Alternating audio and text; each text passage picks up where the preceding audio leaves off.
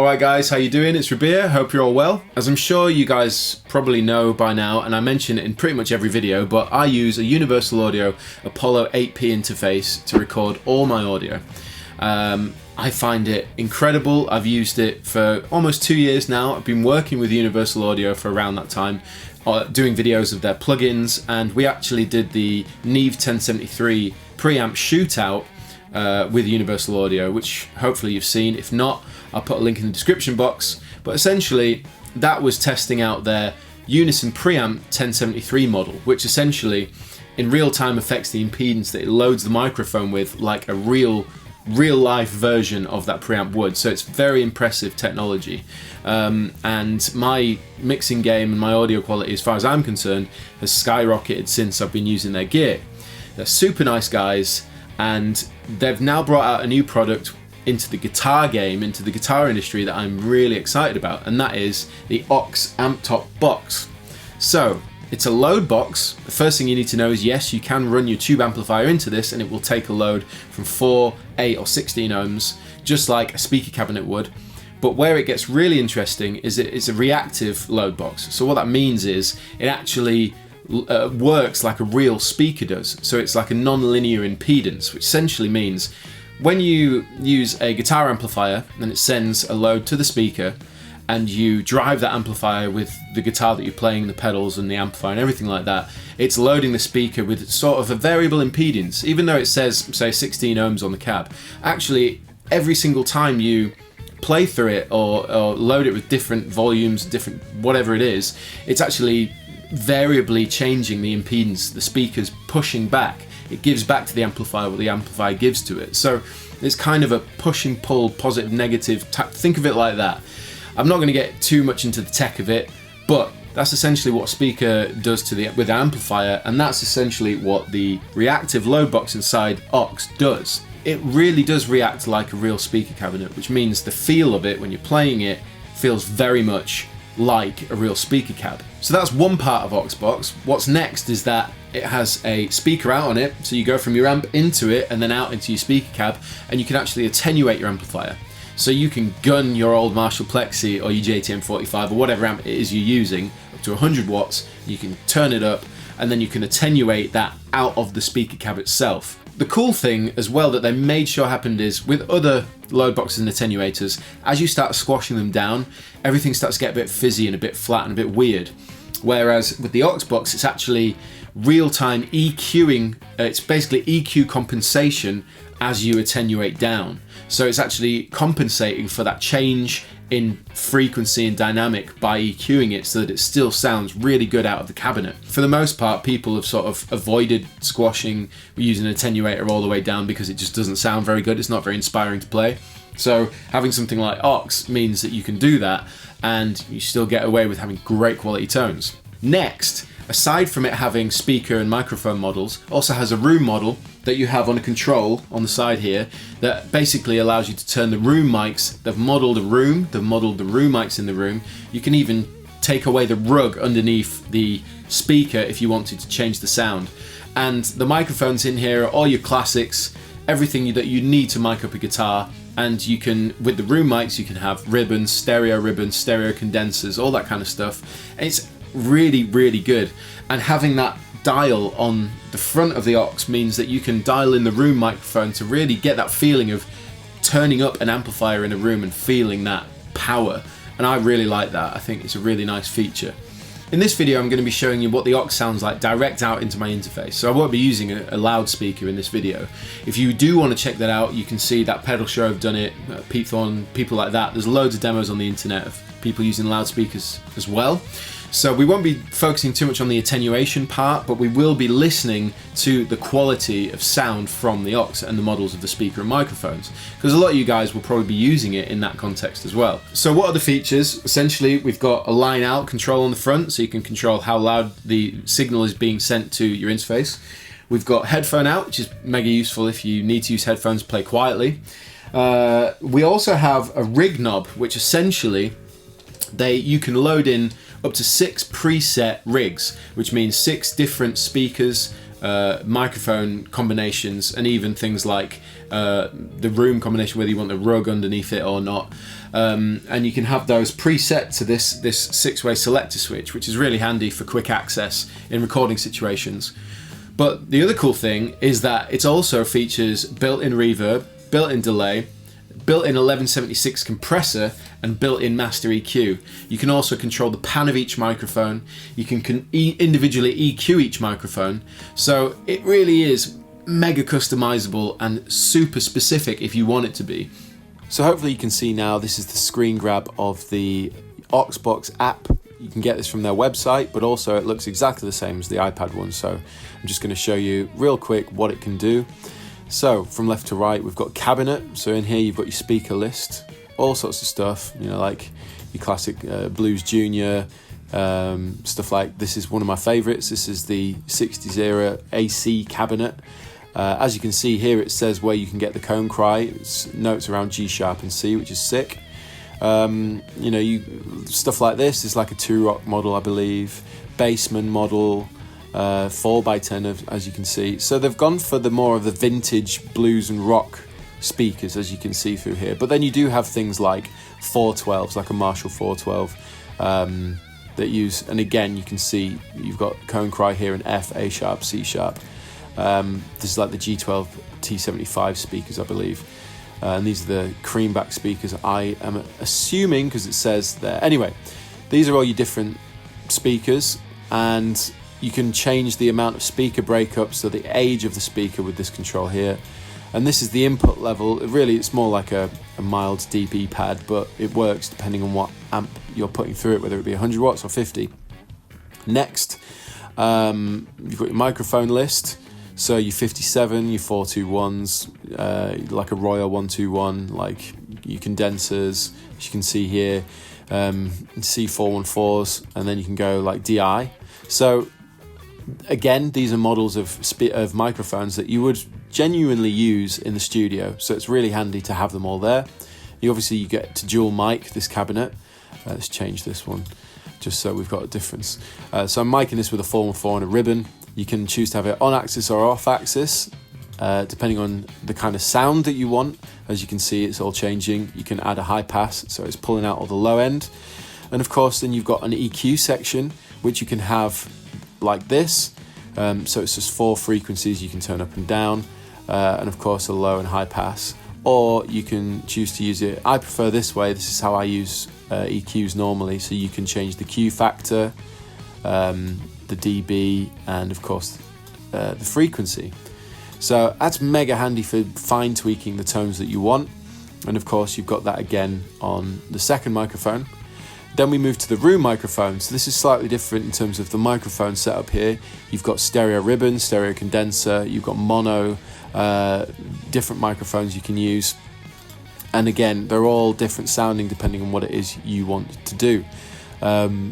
And of course you can add the rug, which dampens it, adds a bit more low end, less reflective, and of course you can high pass it, get rid of some of that low end if you don't want it there. You can pan all these mics as well, just so you know. And again, you can EQ the room mic depending on what it is you're trying to achieve. Each microphone can be soloed or muted, so you can really pinpoint what each mic is picking up. Then we get to the master section, which is your master EQ, your 1176, which is immense. The Universal Audio 1176 is an incredible compressor that we all know and love, and it's really handy having it on the master because you can sum all your mics to this one, squash them together, get that cohesive glue that you need when it comes to tracking. So that's mega handy. We move to the delay, and this is the Universal Audio Precision Delay unit. Of course, you can change the time, you can link the time of both, or you can control the feedback. You have modulation built in, so the depth and the rate of it, so you can get a bit of a chorus whirring effect, old tape echo. You've got low and high cut, which is really handy.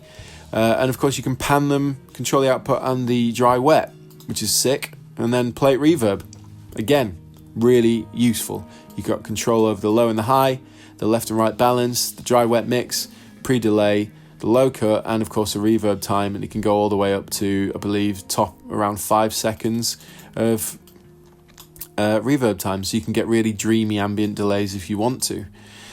When you've found the rig that you want and how you want it, you can choose to assign this to the 6-way rig knob by simply clicking assign and then going to your particular patch that you want to do, and then you can name it, you can choose where you want it to be, and that's basically how it works.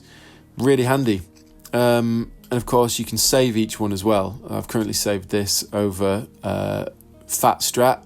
In a nutshell, it's mega handy, and this, just to reiterate, is exactly the same on the iPad. So everything you've seen here you can do on the iPad version as well.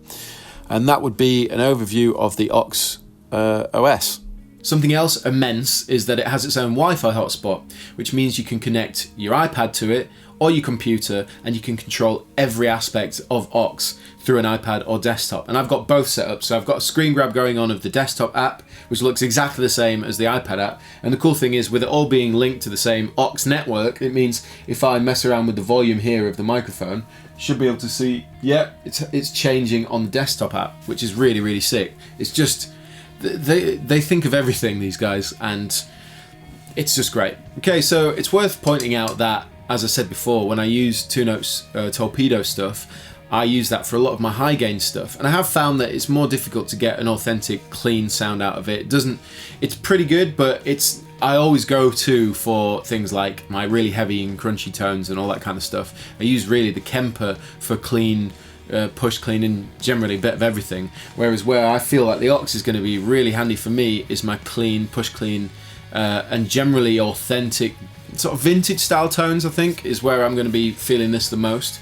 So I've set myself up a little rig. I've currently running the Rev generator, which isn't a vintage amp per se, but I've got it on like a mild crunch, and I'm running like a fuzz face. I've got the Greer amps light speed in front of it, and I'm going to be using a Fender Strat so that we can hear just how it sounds, and we'll mess through a few different cabs, mics, and just see what happens. So here we go.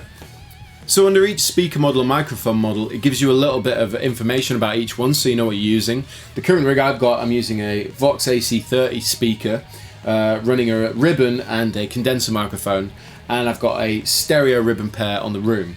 Something else worth pointing out is that you can control the speaker age on something called Speaker Drive on the app, and essentially what that does is it gives you more well-used broken-in speaker tone. So when you buy a new speaker, there's a certain amount of break-in time where at first it sounds sort of a little bit more brittle, a bit newer, a bit sort of plasticky, if you want to call it that.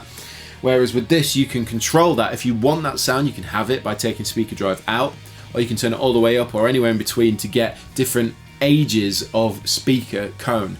And they also incorporated something called cone cry, which happens with certain notes, whereby the frequency or the note that you're giving from the guitar hits the amplifier in a certain way, which produces frequencies down to the speaker, which all to do with the impedance of it and the frequency of it tend to make the speaker create weird overtones known as cone cry, which come across like low-end frequencies, which can just happen naturally, which is something they've managed to emulate within Aux. I don't know how they've done it, but they have done it, and it's pretty damn impressive.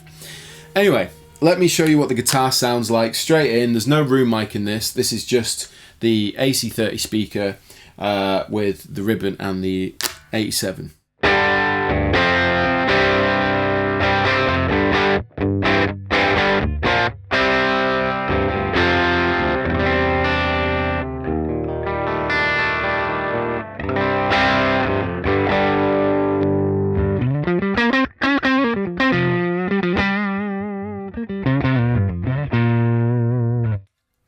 So what I want to do now is just solo the room, and you can hear me turn it up. So.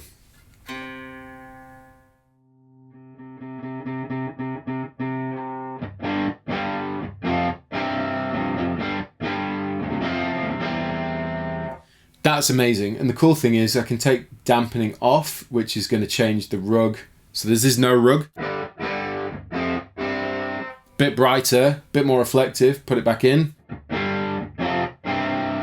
Softer and warmer. It's amazing. So let's turn it back down, bring it in slowly. So.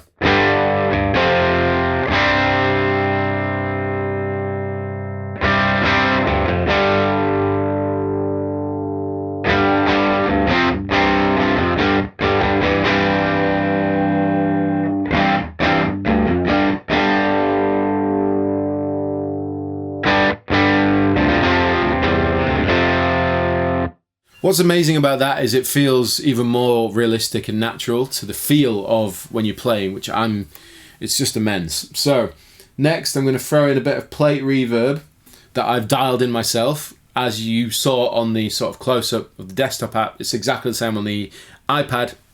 And this is just some reverb that I dialed in.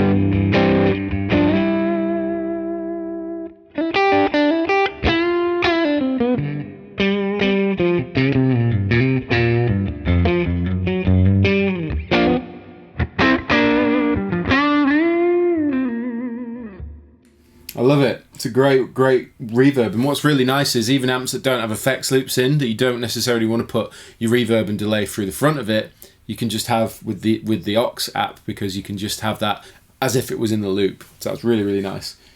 Let's throw in some delay. I've put delay in this, and there's a little bit of modulation on this one because you've got control of that. It's the Universal Audio Precision Delay. So you can control the speed, the pan, it has dual delay, the EQ of it, the rate of the modulation, the depth of it. It's really cool. So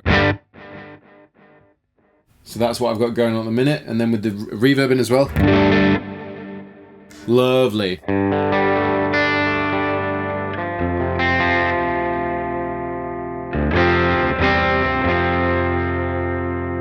Let's get some Victory Amps light speed on this.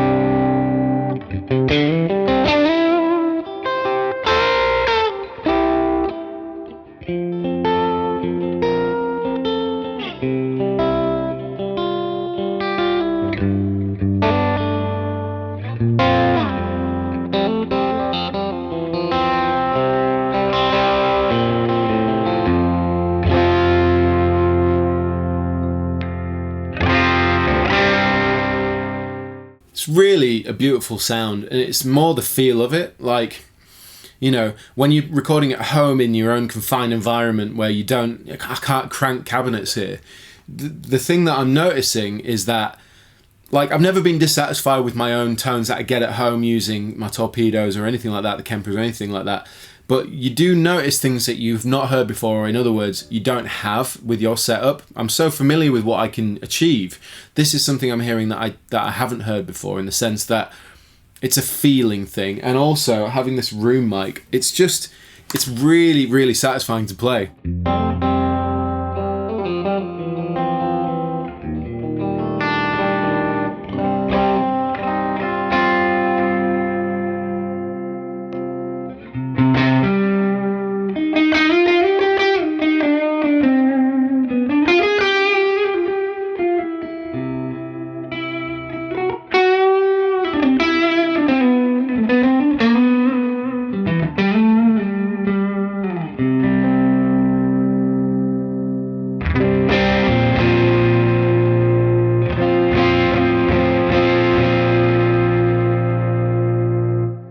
Yeah, really, I'm satisfied playing it, you know, the feeling of it. So I'm going to turn up the drive a bit, just because, You know, we've heard lots of beautiful clean tones being used, but here we go with something a bit dirtier.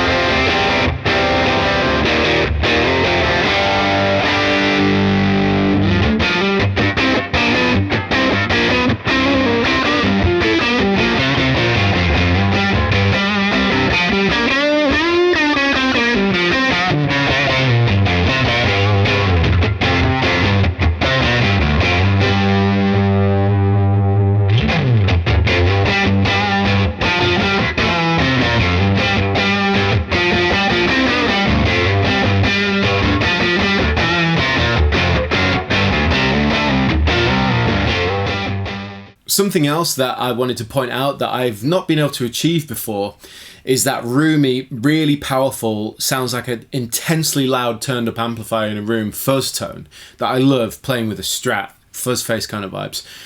I've always felt like I can get the kind of fuzz that I use in things like Toska really well with the current setup that I use, but what I've not been able to achieve is that feeling of a very loud fuzz face amplifier sound before, and this does it in spades. So let me show you. This is without, this is just the Greer and the Rev on channel 2. Now I'm going to turn on the fuzz face and you're going to hear, and then I'm going to turn up the room, and it's just awesome. So